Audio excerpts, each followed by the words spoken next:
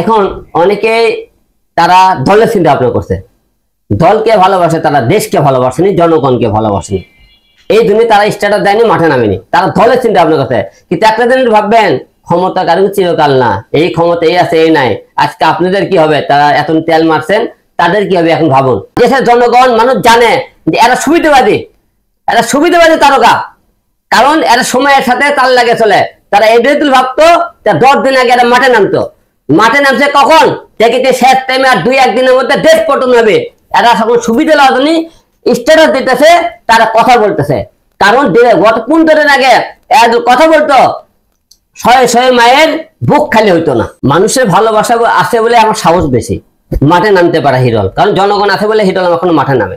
তাদের সাহস অনুপ্রেরণা যত আমাকে দেয়, তত আমার ভিতরে শক্তিটা জেগে ওঠে, মানুষের জন্য গড়ে দিয়ে ওঠার মতো আমি কথা বলতে পারি, এবার নিজের জীবনের কথা না ভেবে ছাপে পড়তে পারি।